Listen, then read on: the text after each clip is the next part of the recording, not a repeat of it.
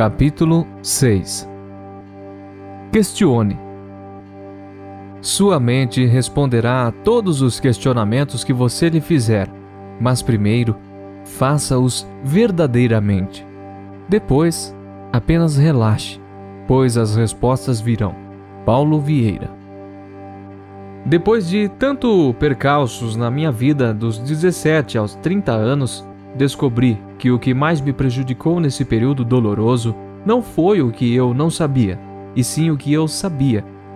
Eu tinha tantas verdades e certezas dentro de mim que não havia espaço para aprender ou experimentar mais nada que já não estivesse pré-programado na minha mente.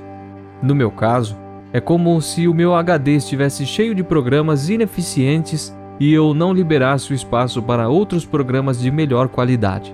Quando se fala de mente humana, bastaria liberar espaço para novas informações e saberes entrarem, até por osmose. Contudo, me mantive agarrado com as minhas verdades, defendendo-as com tanta paixão que poucas pessoas ousariam me dissuadir delas. Quando encontrei pessoas realmente dispostas a me dissuadir, eram pessoas iguais a mim, presas e acorrentadas nas suas verdades absolutas. Travávamos lutas homéricas, cada um querendo defender o seu ponto de vista.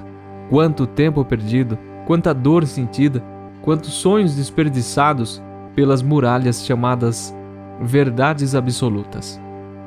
Saber fazer perguntas é muito mais importante do que saber pedir. Quantas mulheres pediram um marido e depois que ele apareceu, elas viveram os dias mais infelizes da vida delas? Quantas pessoas pediram riqueza e depois que ela veio, a felicidade e a paz de espírito se foram? Quantos jovens pediram um carro e perderam a vida dentro dele? Saber fazer as perguntas certas direciona nosso querer e nos faz pedir o que de fato é benéfico.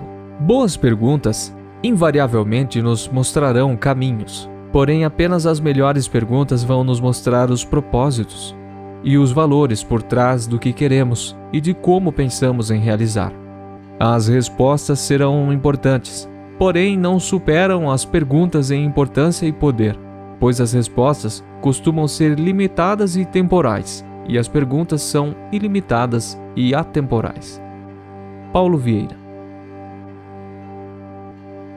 Estava em uma festinha de batizado vendo meu filho e outras crianças que brincavam de Tarzan, pulando em tudo que existia pela frente, quando um dos pais falou para o seu filho não pular e mesmo assim a criança pulou.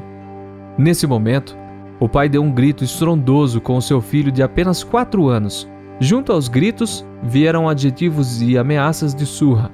Como as outras crianças mais velhas continuavam pulando, o menino ficou de longe olhando para os colegas, saltando heroicamente aquele abismo, enquanto ele, com um olhar triste e postura encolhida, ficava de longe olhando. O grito foi tão alto, agressivo e humilhante, que não me contive e perguntei ao pai: "Desculpa a pergunta, mas qual era o seu objetivo com aquela bronca no seu filho?" Ao que ele respondeu: "Ora, o objetivo era fazê-lo não pular mais." Respondi: "Se o seu objetivo era só esse, você o atingiu. Parabéns. Seu filho está ali todo encolhido olhando para as outras crianças pularem. Contudo," continuei, "agora, se seu objetivo é ter um filho saudável emocionalmente, forte e determinado, você deve questionar a educação que está dando a ele, pois o que você está conseguindo com esse tipo de educação é destruir a autoestima do seu filho. E de uma coisa eu sei: no futuro, ele precisará de pessoas que gritem com ele em alguns momentos, e em outros momentos vai procurar pessoas mais fracas para maltratar, como você está fazendo com ele agora. Certamente ele vai maltratar quem ama, e ser maltratado pelas pessoas de fora. Isso é o que acontece, isso é o que você está conseguindo." Ele disse. Eu nunca tinha parado para pensar dessa maneira. Esse é o problema. As pessoas não param para pensar por que agem como agem, ou por que querem o que querem.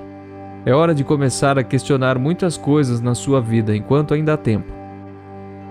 Qualificando as perguntas. Se formos qualificar as pessoas pelas perguntas, temos o primeiro nível mais elementar, composto por quem não faz pergunta nenhuma.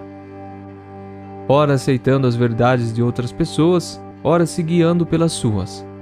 Por exemplo, este trabalho é o que existe de melhor para você, ou você precisa fazer uma faculdade de medicina. Você só vai ser feliz se casar com fulano.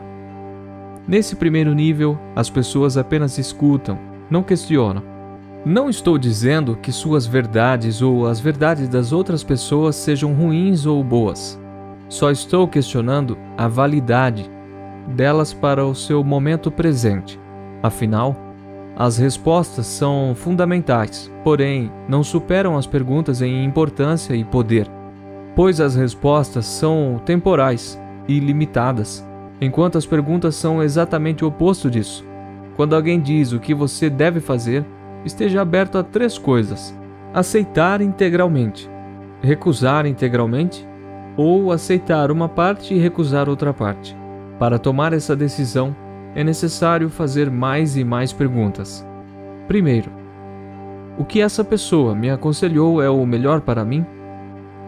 O que quero é de fato o melhor para mim? O que ela quer que eu faça é adequado ao contexto de minha vida? Talvez ela nem conheça meus medos, minhas inseguranças, minhas ambições e meus desejos. O que quero fazer é adequado ao contexto da minha vida? É adequado levando em conta meus medos, minhas inseguranças, minhas ambições e meus desejos? O que estão dizendo para eu fazer faz parte das minhas crenças e dos meus valores pessoais? O que estou pensando em fazer faz parte das minhas crenças e dos meus valores pessoais? Mesmo que essa pessoa esteja certa e essa seja a melhor opção, será que estou pronto hoje para fazer o que ela quer que eu faça? Mesmo que eu esteja certo e essa seja a melhor opção, será que estou pronto hoje para fazer isso? Mesmo que eu faça o que essa pessoa quer que eu faça, serei feliz fazendo isso? Foi para isso que eu nasci? Mesmo que eu faça o que parece ser o melhor, seria feliz fazendo isso? Foi para isso que nasci? Pessoas vitoriosas buscam uma multidão de conselheiros.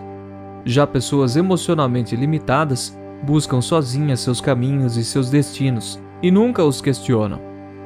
Quando ouvimos nossas verdades e as verdades de outras pessoas, precisamos ter em mente 2 questões: quem é a pessoa a dar ouvidos e os resultados que ela vem tendo. Pois o bom senso diz que primeiro precisamos confiar na intenção de quem nos aconselha e depois na competência da pessoa na área. Talvez não seja tão proveitoso ou seguro pedir conselhos sobre investimentos financeiros ao meu avô, se ele nunca prosperou nessa área.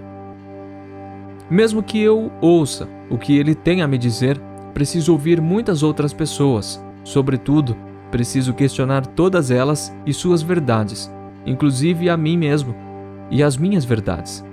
Isso pode ser feito a partir das perguntas a seguir: eu ou essa pessoa temos experiência nesse aspecto da vida? Eu ou essa pessoa temos resultados práticos que validem as minhas ideias ou as dela?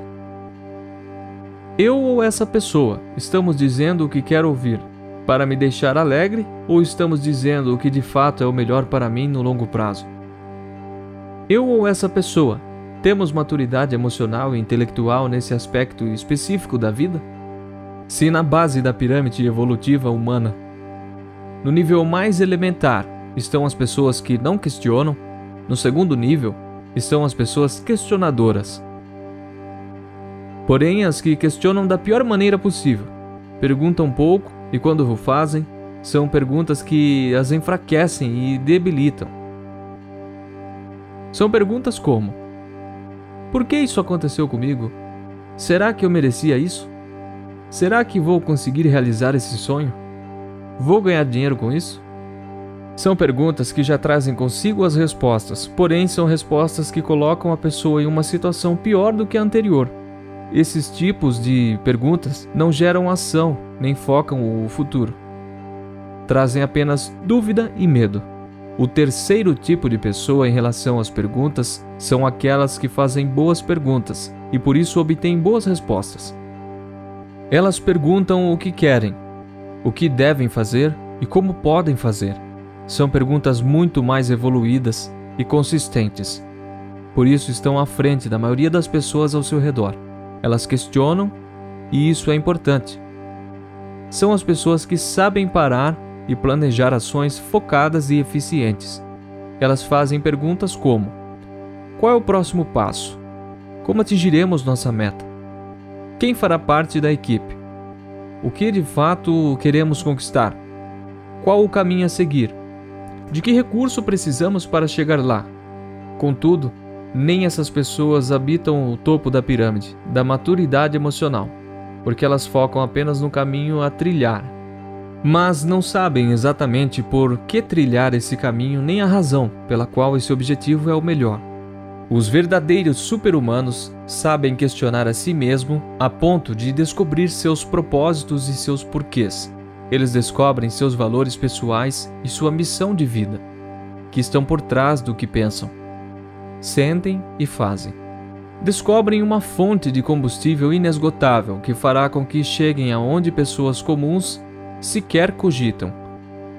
Essas pessoas deixam um legado na Terra.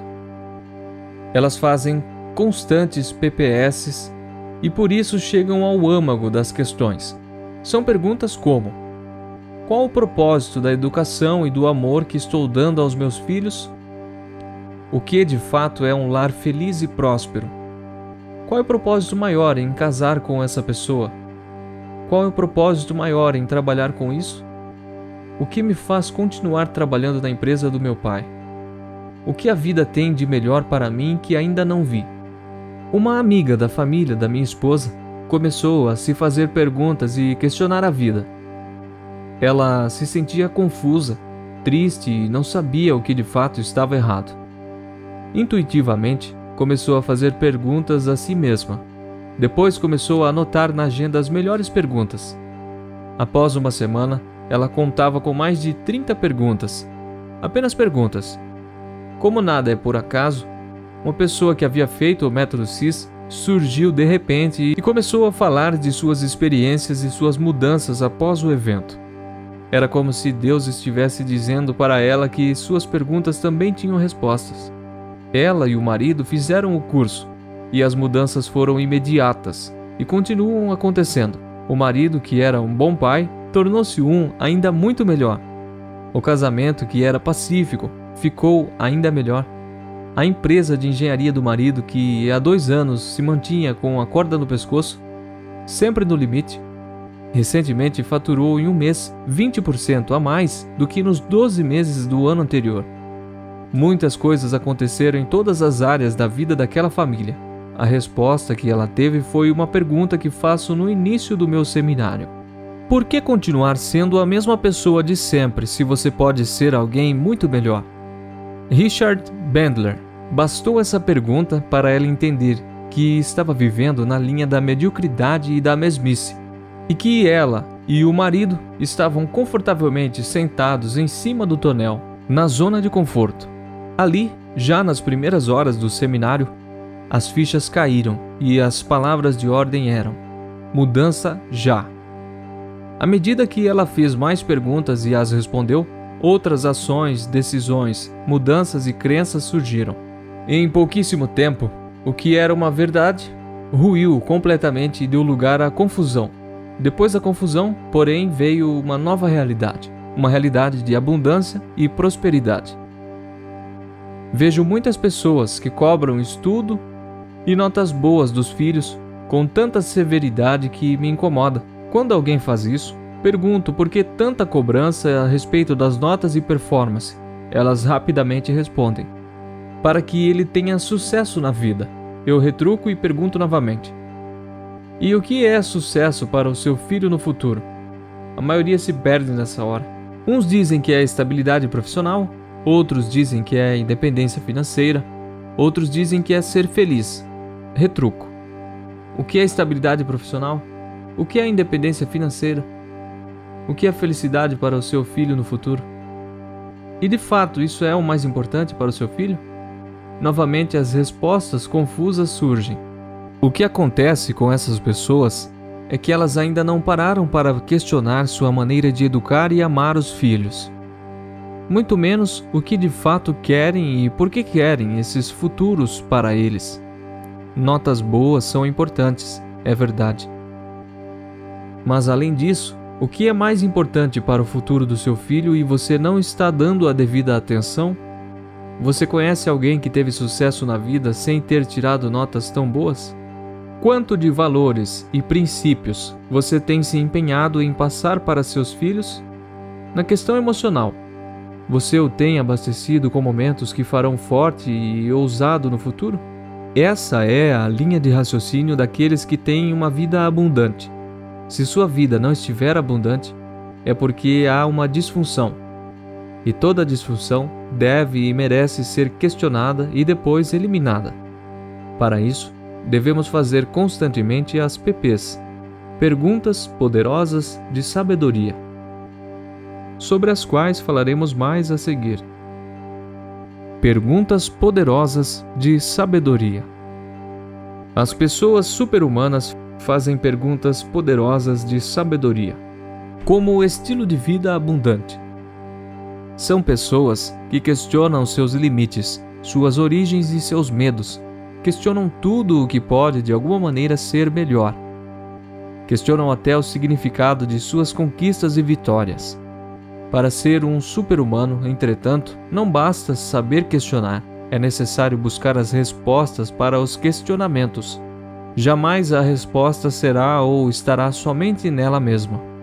O homem deve estar consciente de que sua missão é viver uma vida plena de sentido e dar as respostas transcendentes a cada situação. Pois cada vez mais as pessoas têm os meios para viver, mas não têm uma razão para viver. Viktor Frankl. Martin Luther King é um perfeito exemplo de quem se tornou um super-humano, ao questionar as verdades dos Estados Unidos e do mundo. Vindo de uma família evangélica batista, ele cresceu como um jovem questionador a ponto de, aos 13 anos, na escola dominical na igreja frequentada por sua família, questionar a ressurreição corporal de Cristo. Em meio à polêmica e à confusão causada pelos questionamentos, ele declarou: as dúvidas começaram a brotar inexoravelmente. Tempos depois, porém, disse que a Bíblia tinha muitas verdades profundas, das quais não se podia escapar. Ainda jovem, entrou para um seminário de teologia e se tornou o mais proeminente pastor negro de todos os tempos. Entretanto, não parou de questionar as verdades estabelecidas e se tornou a pessoa que mobilizou o mundo pacificamente contra a segregação e o preconceito racial norte-americano, com seus discursos, como o famoso I Have a Dream. Ele cruzou os Estados Unidos de ponta a ponta, fazendo com que pessoas questionassem as verdades sobre a situação racial no país. Os Estados Unidos mudaram sua lei, sua forma de ser e de agir em relação a todas as pessoas, independentemente de raça ou cultura. Tudo isso porque ele decidiu questionar as verdades vigentes, e King não se dava por satisfeito. Dentre outros assuntos, a partir de 1965, o líder negro passou a questionar as intenções dos Estados Unidos na Guerra do Vietnã. Outra pessoa que resolveu questionar o que era tido como verdade foi Nick Vujicic. Ele nasceu sem braços e pernas em decorrência de uma rara síndrome chamada tetraamelia. Aos 8 anos, pensava em suicídio não por causa das limitações naturais e da condição física, como também em decorrência do bullying sofrido no colégio. Contudo, aos 16 anos, começou a questionar suas limitações e, posteriormente, iniciou sua organização sem fins lucrativos, chamada Life Without Limbs, em português, Vida Sem Membros.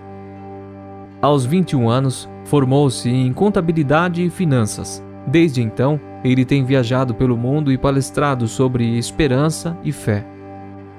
Ele questiona suas limitações e se pergunta: eu estaria aqui com vocês se não fosse minha deficiência física?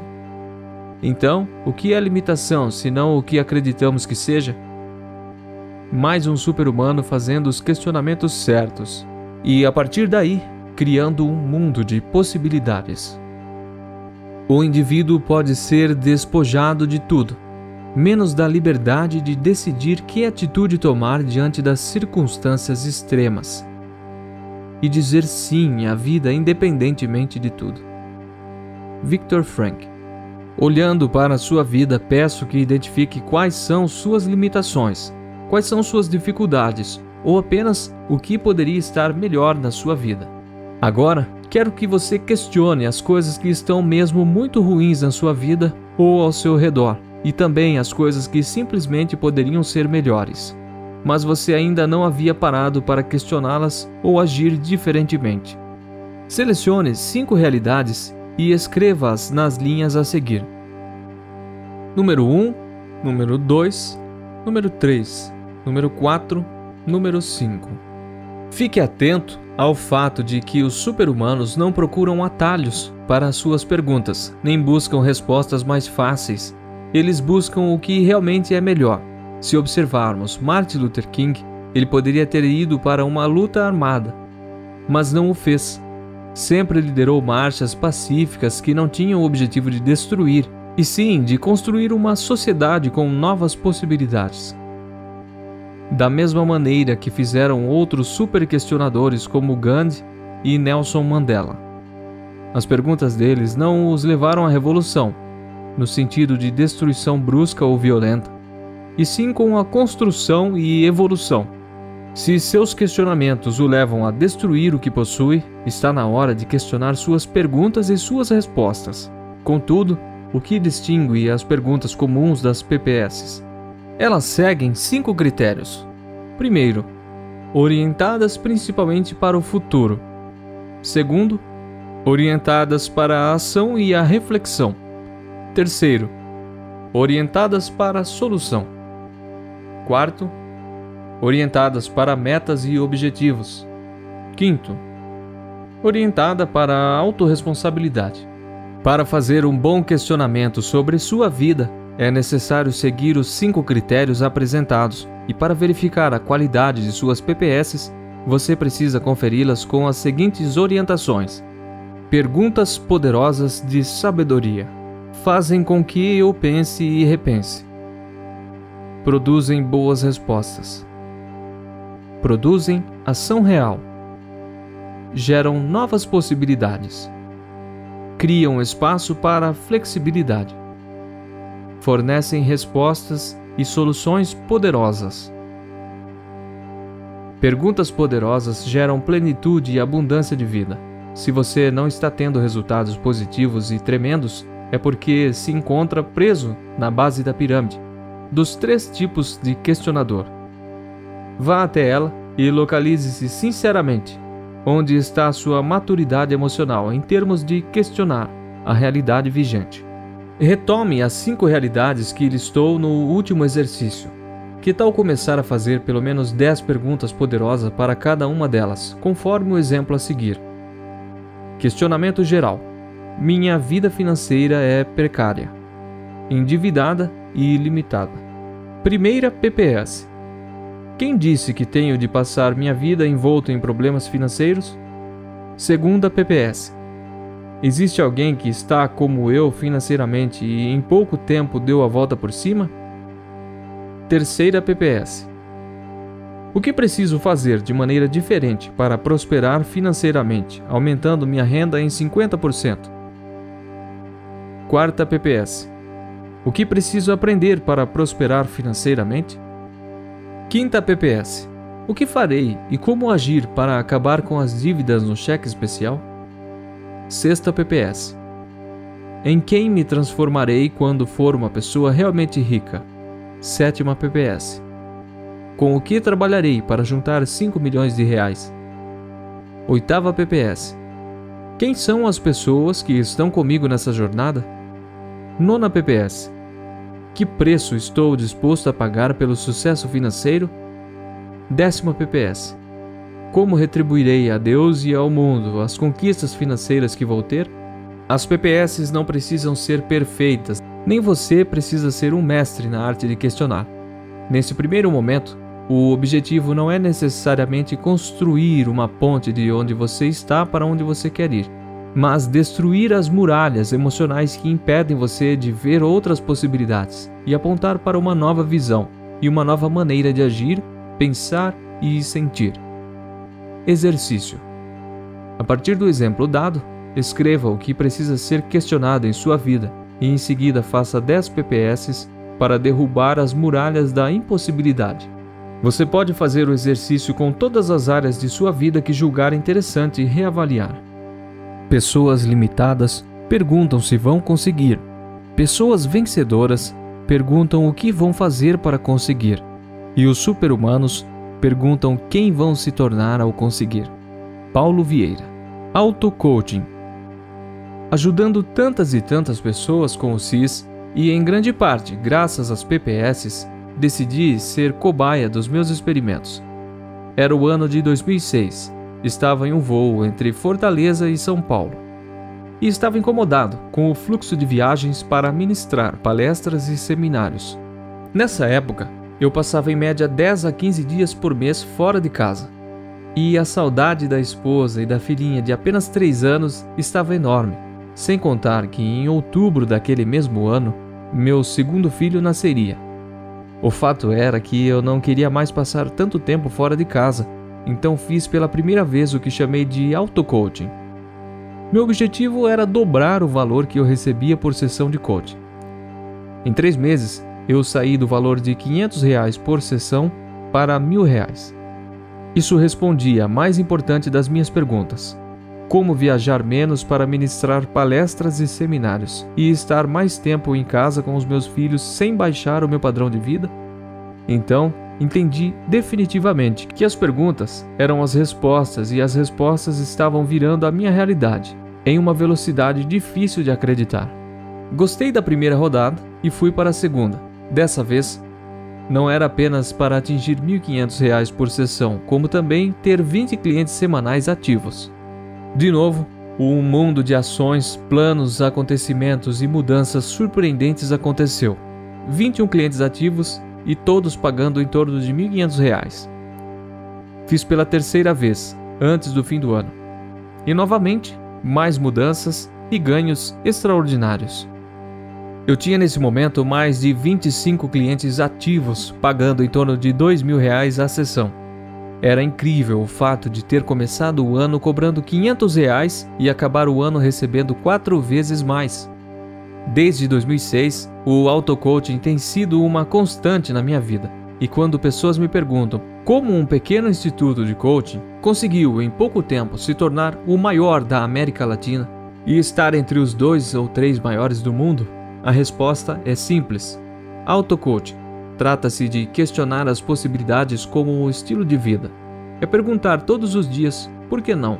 É um processo profundo que usa como base as PPS, normalmente focadas em um objetivo específico, visualizável, temporal e desafiador.